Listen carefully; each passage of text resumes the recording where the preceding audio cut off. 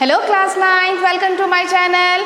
Today's our topic is endoplasmic reticulum. We have already learned about the cell different parts like plasma membrane, cell wall, nucleus, cytoplasm, and today we are start the study of cell organelles, and the first cell organelles is endoplasmic reticulum.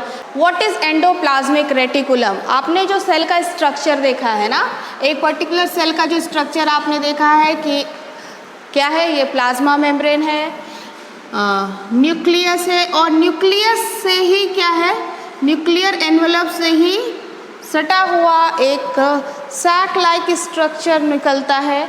इसी को हम लोग कहते हैं क्या, endoplasmic reticulum. तो मैंने ये जो स्ट्रक्चर बनाया है, आप लोग इस पर ध्यान दो.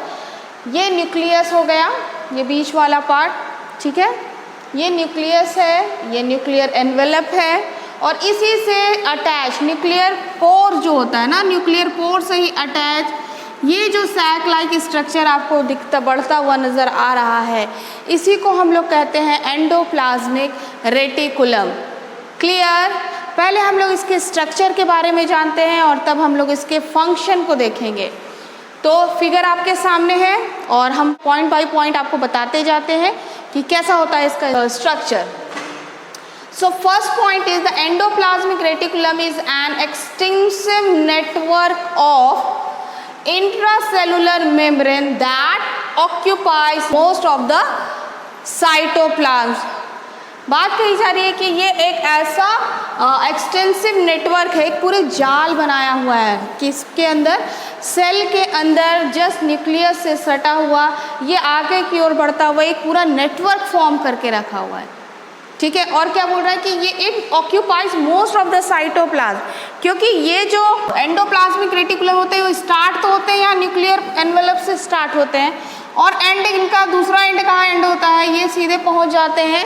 इतना ज़्यादा इनका नेटवर्क फैला हुआ है कि ये पूरे कहाँ फैल जाते हैं, पहुँच जाते हैं प्लाज्मा मेम्ब्रेन तक इसका नेटवर्क रहता है.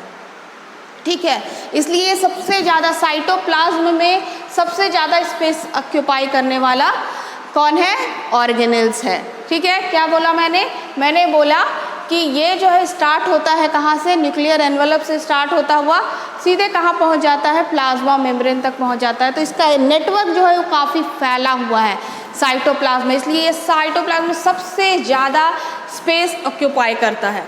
क्लियर? दूसरा पॉइंट है इट ऑकर्स इन 3 फॉर्म्स. ये 3 फॉर्म्स में होता है. एक है सिस्टर्ने, आपको ये फ्लैटेंड लाइक स्ट्रक्चर दिखाई दे रहा है ना, सैक लाइक स्ट्रक्चर, इसमें फ्लूइड फिल्ड होता है. ये fluid filled sac like structure है जो आपको यहाँ पर ये दिखाई दे रहा है. ठीक है, ये है, इसको हम लोग कहते हैं सिस्टर्ने. किस नाम से जानते हैं हम लोग, सिस्टर्ने के नाम से जानते हैं. ये जो फ्लूइड फिल्ड कैविटी है हम लोग कह सकते हैं, ये सैक लाइक स्ट्रक्चर, इसको हम लोग जानते हैं सिस्टर्ने के नाम से. दूसरा है वेसाइकल्स, इधर जो गोल गोल सा स्ट्रक्चर आपको बनता हुआ नजर आएगा. ठीक है, सिस्टर्ने के बाद तो उसको हम लोग बोलते हैं क्या, वेसाइकल्स कहते हैं. और ट्यूब्यूल्स जो इस तरह का स्ट्रक्चर नजर आएगा आपको, काफ़ी फॉर्म्स में होता है ना, इसके स्ट्रक्चर अलग अलग चेंज होते रहते हैं. तो सिस्टर्ने, वेसाइकल्स एंड ट्यूब्यूल्स, ये 3 फॉर्म्स में पाया जाता है. 3 फॉर्म्स में इनके स्ट्रक्चर मौजूद होते हैं. कहाँ, बस न्यूक्लियस से सटा हुआ स्टार्ट होता है और कहाँ एंड होता है इसका, प्लाज्मा मेम्ब्रेन में इसके दूसरे एंड का एंड होता है. ठीक है, most important, it is of 2 types. ठीक है, इसके बारे में हमने पहले भी जिक्र किया है कि ये 2 तरह का होता है. एक है रफ एंडोप्लाज्मिक रेटिकुलम और दूसरा है smooth endoplasmic reticulum. Rough endoplasmic reticulum जिस पर राइबोसोम प्रेजेंट होंगे, स्मूथ एंडोप्लाज्मिक रेटिकुलम जिस पर राइबोसोम एब्सेंट होगा. अब यहाँ पर देखिए आप लोगों को मैंने बताया था कि न्यूक्लियस के अंदर ही क्या होता है, न्यूक्लियोलस होता है, which is the site of ribosome formation. Remember, याद कीजिए आप लोग. तो न्यूक्लियोलस में क्या बनता है, राइबोसोम बनता है, और मैंने बताया था राइबोसोम यहाँ बनता है और कहाँ चला जाता है, न्यूक्लियर पोर से होता हुआ एंडोप्लाज्मिक रेटिकुलम के सरफेस पे जाकर चिपक जाता है.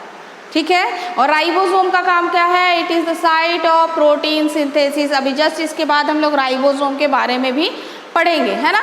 तो राइबोसोम क्या कर रहा है? प्रोटीन सिंथेसिस करता है।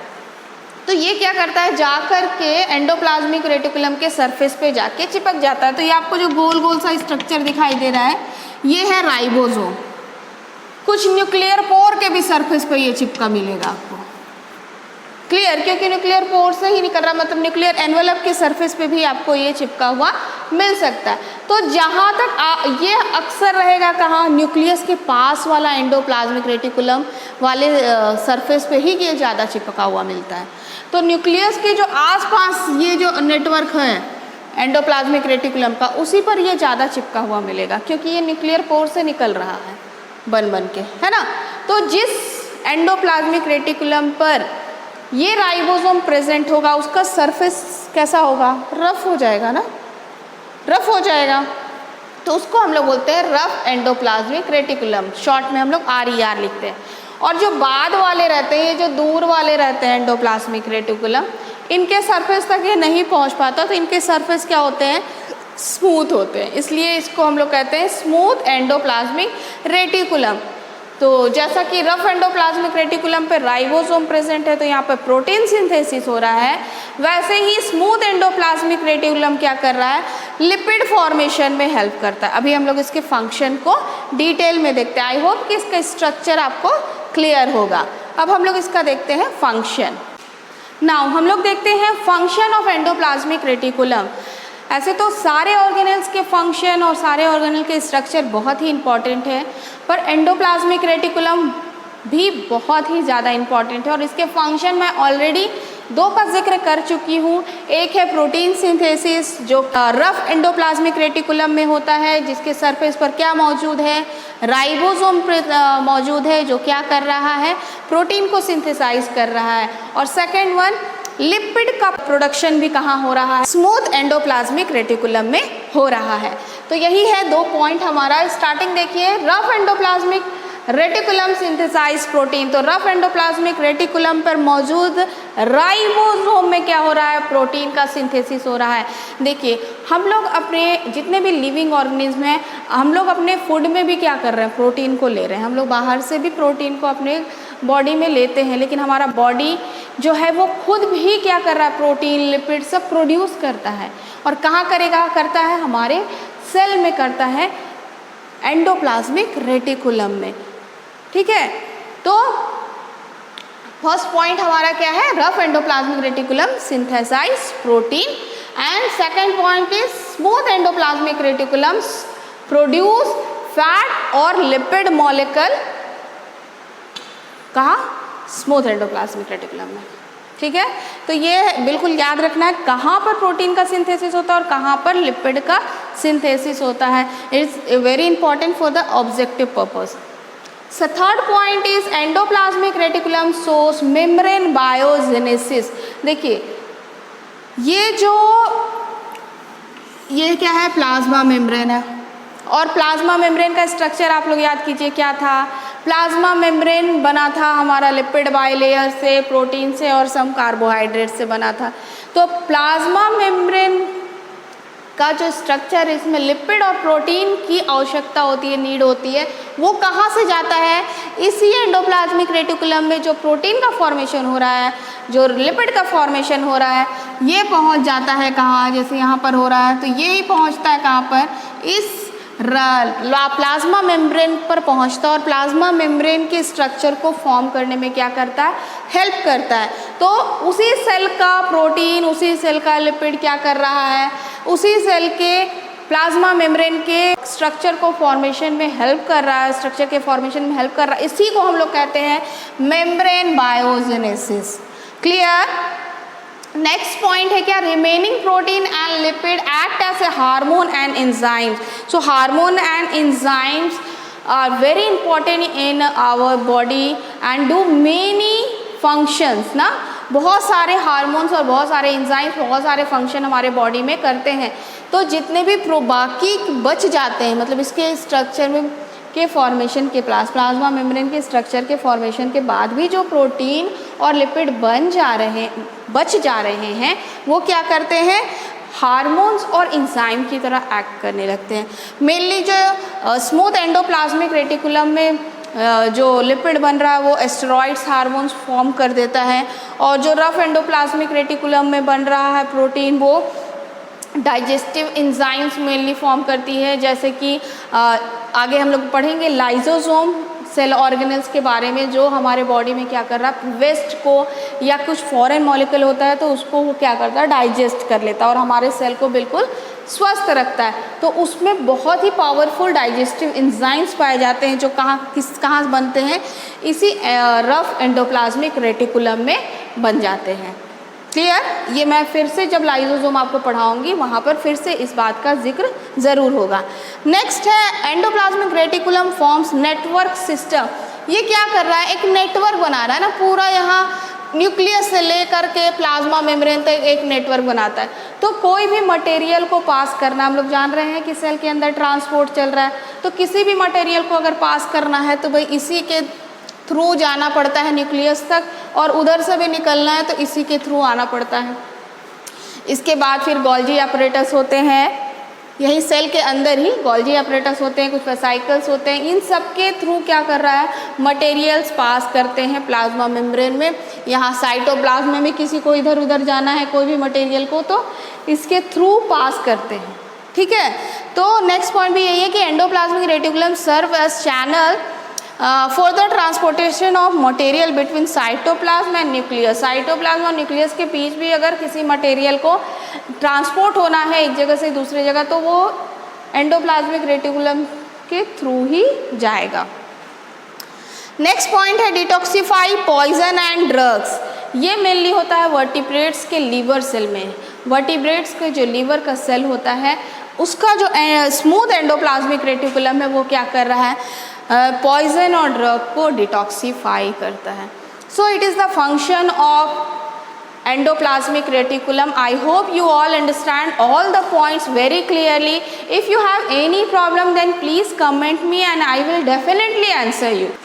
अब आइए जाते जाते हम लोग एक नज़र डाल लेते हैं rough endoplasmic reticulum and smooth endoplasmic reticulum के डिफरेंसेस पे। तो आप लोगों ने जैसा कि देख लिया कि रफ एंडोप्लाज्मिक रेटिकुलम जिस पर राइबोसोम प्रेजेंट है, स्मूथ एंडोप्लाज्मिक रेटिकुलम जिस पर राइबोसोम एब्सेंट है ना। तो इन दोनों में क्या है डिफरेंस और क्या डिफरेंसेस है वो हम लोग देख लेते हैं। सो यहाँ पर रफ एंडोप्लाज्मिक रेटिकुलम है, it contains flattened sac called cisternae. मैंने बताया कि एंडोप्लाज्मिक रेटिकुलम का जो स्ट्रक्चर होता है वो mostly cisternae, tubules and vesicles से बना होता है। तो जो सिस्टर्ने स्ट्रक्चर है, ये इस तरह का जो सिस्टर्ने का स्ट्रक्चर है, इसमें ये ही अधिकतर क्या है स्मूथ एंडोप्लाज्मिक रेटिकुलम इसी पर प्रेजेंट होता है। ये बिल्कुल न्यूक्लियस से अटैच होता है और इसके सरफेस पे राइबोसोम प्रेजेंट होता है, जबकि सरफेस से दूर होता है कौन, smooth endoplasmic reticulum, and it is mainly form vesicles and tubules. तो इस सैक लाइक स्ट्रक्चर के बाद जो ट्यूब्यूल्स लाइक स्ट्रक्चर हैं और ये वेसाइकल्स हैं और ट्यूब्यूल्स लाइक स्ट्रक्चर है वो कौन फॉर्म कर रहा है, स्मूथ एंडोप्लाज्मिक रेटिकुलम फॉर्म करता है। ठीक है, नेक्स्ट पॉइंट है ribosome is attach to the surface of rough endoplasmic reticulum. तो राइबोसोम जो है वो रफ एंडोप्लाज्मिक के सरफेस पे प्रेजेंट होता है, जबकि it does not contain ribosome. Smooth endoplasmic reticulum के सरफेस पे राइबोसोम प्रेजेंट नहीं होता है। थर्ड पॉइंट है it is specialised to synthesis protein.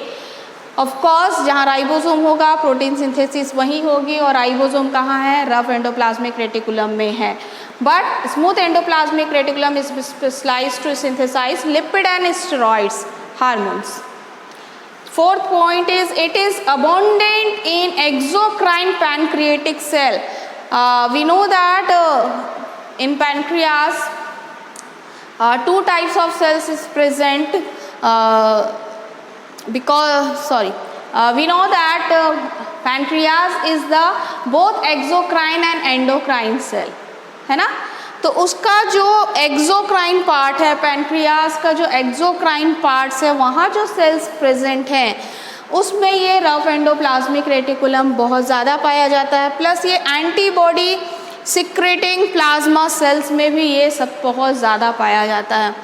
जबकि स्मूथ एंडोप्लाज्मिक रेटिकुलम जो है it is abundant in liver and testicular cell. Liver में ये होता है डिटॉक्सिफाई करने के लिए ड्रग्स एंड पॉइजन्स को, और टेस्टिकुलर सेल्स में भी ये प्रेजेंट होता है। तो मेनली ये 4 डिफरेंस है किसमें, rough endoplasmic reticulum and smooth endoplasmic reticulum में। अब हम लोग देखेंगे नेक्स्ट वीडियो में नेक्स्ट सेल ऑर्गेनेल्स के बारे में फुल डिटेल में। तो थैंक यू।